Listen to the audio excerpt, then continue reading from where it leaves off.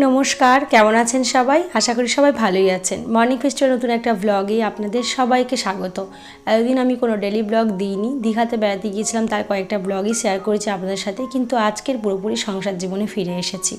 অনেক দিন ধরেই জানেন তো ফ্রিজটা এতটাই নোংরা হয়েছিল, পরিষ্কার করব করেও ঠিকঠাক সময় হচ্ছিল না। কিন্তু আজকে সকালবেলা উঠে একদম শুরু করে দিয়েছি ফ্রিজ পরিষ্কার করা। এখানে আমি একটা দুষ্টুর খুব সুন্দর একটা নরম টব নিয়ে নিয়েছি আর অল্প একটু ভিনিগার দিয়ে আর পরিষ্কার জল নিয়ে নিয়েছি আর সমস্তগুলো আমি এইভাবে খুলে নিয়েছি। ফ্রিজে যা ছিল ওর সাপোর্টিং যা কিছু সব কিছুই খুলে বের করে নিয়েছি। একদম ফ্রিজ পরিষ্কার। সকালে ঘুম থেকে উঠেই একদম ফ্রিজটা অফ করে দিয়েছিলাম। তারপরেই এই যে ভিনিগারের বোতল নিয়ে নিয়েছি, দিয়ে পরিষ্কার করব। কারণ অনেক দিন ধরে করব ভাবছিলাম, তো এত কিছু পড়ে গেছিলো, মানে সবজির কিছু পচা অংশ ছিল, মানে যেগুলো নিচের দিকে পড়ে গেছিলো, সেগুলো ফ্রিজ অফ করাতে মাঝে মাঝে সেগুলো একটু নরম হয়ে গেছে। তারপরে এই যে ডিপ ফ্রিজের মধ্যে মাছ টাছ মাংস টাংস যাই ছিল তার একটা বাজে গন্ধ, সব রকম মিশিয়ে একটা অন্যরকম গন্ধ তৈরি হয়ে গেছিলো। তো আজকে সুন্দর করে একদম পরিষ্কার করছি। ভিনিগার দিলে কি হয়, কোনো রকম গন্ধ থাকে না, সুন্দর করে পরিষ্কার করা যায়। মাঝখানে একটু লেবুর রস দিয়ে, মানে লেবুটাকে নিয়েই আমি চিপে চিপে ঘষে পরিষ্কার করে নিয়েছিলাম। তো মোটামুটি আগে লেবু দিয়ে করেছি, তারপরে ওই জলের মধ্যে ভিনিগার দিয়ে এইভাবে পরিষ্কার করে নিয়েছি। তো কোনো কিছু পরিষ্কার করলে মনটা অনেকটাই ভালো হয়ে যায়। আর যে কাজটা অনেক দিন ধরে করব বলে করা হয় না, সেটা যখন আজকে করতে পারি নিজের মন থেকে অনেকটা আনন্দ লাগে। তো যাই হোক, এইসব করতে করতে অনেকটাই বেলা হয়েছে আর খিদেও প্রচণ্ড পরিমাণে পেয়ে গেছে। শুধু আমার না, আমার সাথে সাথে তো আমার বাচ্চাগুলোরও চিন্তা করতে হবে, কারণ ওদেরকে তো খাওয়া দিতেই হবে। তো আজকের আর উল্টোপাল্টা কিছু টিফিন আমি বানাইনি, মানে একদম সিম্পল চাল ধুয়ে প্রেশার কুকারের মধ্যে আলু দিয়ে ভাত বসিয়ে দিয়েছি। ব্যাস কয়েকটা সিটি মারলেই রেডি হয়ে যাবে। এখন ওপরটা পরিষ্কার করছি। দুষ্টু দেখেছেন কী কাণ্ড করেছে, ওর মানে মোম রং পেন্সিল নিয়ে ফ্রিজের গায়ে আগে বুকে কেটে গেছে। কখন যে কেটেছে জানি না, একটু বকা দিয়ে দিয়েছি, কিন্তু আর বকা দিয়ে লাভ কী বলুন, যাতে নেক্সট বার করবে না সেই জন্যই বললাম। এই দাগ তো আর আমার পক্ষে তোলা সম্ভব নয়।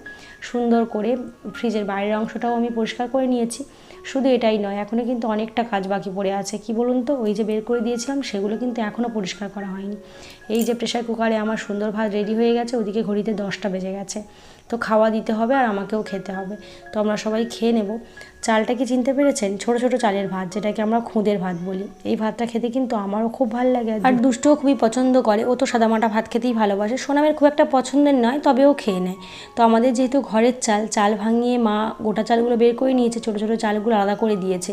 ঘরের জিনিস নষ্ট কি করা যায় বলুন, কিন্তু একেবারেই সুন্দর। তো সেই জন্য আমরা লবণ আর লঙ্কা দিয়ে পেঁয়াজ কেটে আমরা সুন্দরভাবে খেয়ে নিয়েছিলাম। তো ভালো করে খেয়ে নিয়ে এখন চলে এসেছি পুকুরে, কারণ পুকুর থেকে জল বয়ে নিয়ে গিয়ে এগুলো ধুতে অনেকটাই সময় সাপেক্ষ আর জলটাকেও টেনে বয়ে নিয়ে যেতে হবে। তাই আমি এগুলো ধরে একসাথে পুকুরে নিয়ে চলে এসেছি। আর পুকুরে এসে এগুলোকে আমি সুন্দর করে পরিষ্কার করে নেব। আর ওই যে ডিম রাখার ট্রেটা দেখছেন, ওতে একটা ডিম কখন না জানি ফেটে গেছে। ফেটে গিয়ে ডিমের যে নরম অংশটা ওর মধ্যে পড়ে গিয়ে শক্ত হয়ে জমেছিল। যখন ডিমটা তুলতে গেছিলাম উঠছিল না, তারপর আস্তে আস্তে করে ডিমটা তুলে নেওয়া গেছে, কিন্তু সেই যে দাগটা হয়েছিল আর এতটা শক্ত হয়ে কুসুমটা জমে গেছিলো, সেটা অনেক কষ্ট করে জল দিয়ে তারপরে পরিষ্কার করেছি। সমস্ত কিছু আমার এইভাবে এখন একটু অল্প করে সাবান জল দিয়েই পরিষ্কার করছি, কারণ এগুলো আর ভিনিগার দিয়ে পরিষ্কার করার কাজ নয়, হবেও না।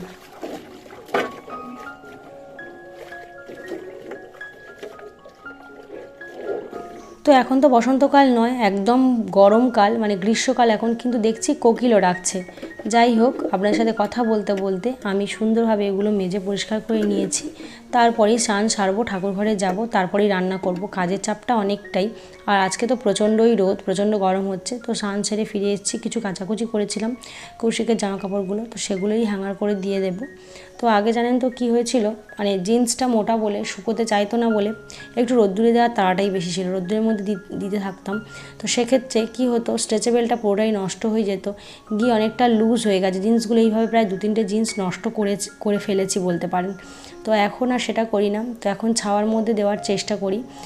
গেঞ্জি বা শার্ট যেগুলো থাকে, টি শার্ট ধরুন, সেগুলো আমরা দিয়েই থাকি ছাওয়াতে, কিন্তু জিন্সটা মোটা বলে রোদ্রে দিতেই চাইতাম, মানে দিয়েই দিতাম। কৌশিকও কোনোদিন বারণ করেনি আর আমিও তাই করতাম। তো কিন্তু তাতে অনেক প্রবলেম হয়। এবারে করে যখন আমরা কেনাকাটি করতে গেছিলাম, তখন একজন বলেছিল গরম ইস্ত্রি বা আয়রন করেন না, তো আমরা বললাম যে না, আয়রন তো করি না, তাহলে কেন হয়। তারপর আমি ভাবলাম, ও আচ্ছা, আমি তো রৌদ্রের মধ্যে দিয়ে দিই, সেই কারণেই বোধহয় এরকম হয়েছে। তো যাই হোক, তারপরে শুনে আসার পর থেকে আর একদমই জিন্সটা রৌদ্রে দিই না, ছাওয়াতেই রাখি। তাতে 2 দিন থেকে 3 দিনের মধ্যেই সুন্দরভাবে শুকিয়েও যায়। দুষ্টুরও কয়েকটা জামা কাপড় ছিল, কেচে নিয়েছি, তো শুকাতে দিয়ে দিয়েছি। এবার চলে এসেছি ঠাকুর ঘরে। এত গরম লাগছে, সবে যে স্নান করেছি মনেই হচ্ছে না, এত গরম পড়েছে কি বলবো। তারপর যাই হোক, এখন চলে এসেছি ঠাকুরঘরটা আগে মুছে পরিষ্কার করে নেব। আর এই যে ভোলা পিঁপড়েগুলো দেখছেন, এত পিঁপড়ে হয়েছে কি বলবো। ঠাকুরঘরে কিছু পুজোর জিনিস দিতেও দেয় না, মানে দেওয়ার আগে থেকেই ওরা চলে আসে, এনে রাখলেই ঠাকুরঘরে চলে আসে। আর মুছতেও দেয় না, মুছতে গেলেই এত হাতের মধ্যে লেগে যায়, এত কামড়ায়, আর কেটে দিলেই সাথে সাথে একদম রক্ত বেরিয়ে যাবে। এই রকমই ওদের হুল।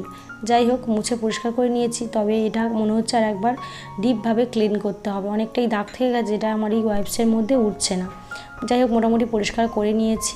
আর এখন ফুল তুলতে যাচ্ছি। কিছু ফুল তুলেছিলাম, আর কয়েকটা গাছে ফুল রয়েছে, সেগুলো একটু তুলে নেব।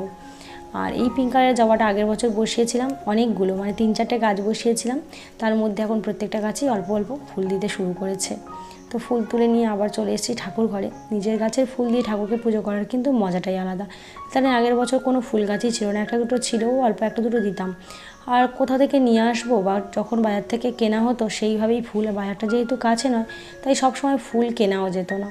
তো এখন অনেক গাছে ফুল ফুটছে, যেটা দেখে খুবই ভালো লাগছে।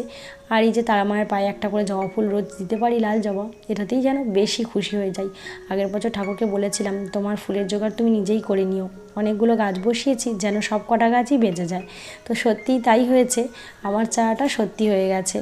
ঠাকুরের নিজের জোগাড়, ঠাকুরের ফুলের নিজের জোগাড় ঠাকুর নিজেই করে নিয়েছেন। তো এই যে সব ঠাকুরকে সুন্দর করে ফুল দিয়ে, ভোগ প্রসাদ দিয়ে পুজো দিয়ে নিচ্ছি। আর জানেন তো, দুটো মেয়ে বাড়ি থাকলে যা হয়, সারাক্ষণ খুঁটিনাটি নিয়ে ঝগড়াঝাটি ওদের মধ্যে লেগেই রয়েছে। ঠাকুরকে শান্তি করে যে একটু পুজো দেবো বা প্রণাম করবো, তার কোনো উপায় নেই। কন্টিনিউয়াসলি ডেকে যাচ্ছে মা মা করে, দুজনে এত চিৎকার করছে, মনে হচ্ছে গিয়ে একদম দুজনকে দুটো ঘরে আটকে রেখে দেবো। কিন্তু তাই কি করতে পারি, সেটা তো করতে পারবো না। তো রান্নাঘরে চলে এসেছি, আর এই গরমের মধ্যে আমি দুদিকে রান্না করছি। মা বারণ করে, তাও দুদিকে করে নেওয়ালে কী হয়, ঝটপট তাড়াতাড়ি হয়েও যায়। আর এই যে কচুটা, এটা হচ্ছে বাবা তুলে এনেছে, মানে গলাটা ধরবে কি না জানি না, তবু গরম জলে দিয়ে দেবো, মানে ভাতটা একটু গরম, জলটা গরম হয়ে গেলে ফোটার একটু আগেই দিয়ে দেবো। আর যেহেতু ওই যে আগে একটা ব্লগে আমি বলেছিলাম, ঘরের অনেক কাঠকুটো রয়েছে, খড়টর ধরুন রয়েইছে, তো সেগুলো একটু জ্বালিয়ে নিলে যা হয়, নষ্টও হয় না আর রান্নাবান্নাও হয়ে যায়। তো প্রথমেই আজকে উচ্ছে ভাজার ভাতটা চাপিয়ে দিয়েছি দুদিকে। উচ্ছেটা লবণ আর হলুদ দিয়ে ভেজে নেব, আর একটু মাছের ঝোল করব।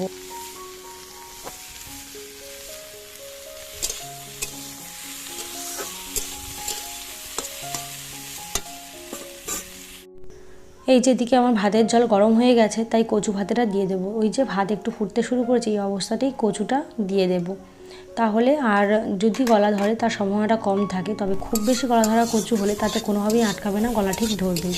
তো এইদিকে আমার উচ্ছে ভাজাটা সুন্দর করে হয়ে গেছে, উচ্ছে ভাজাটা নামিয়ে নেব। আর আগে থেকেই মাছটা কেটে দিয়ে মা পরিষ্কার করে ফ্রিজেই রেখেছিল, তো সেই মাছটা এই যে ভাজা বসিয়ে দিয়েছি। আর একটা ঝিঙে আলু দিয়ে মাছের ঝোল করে নেব।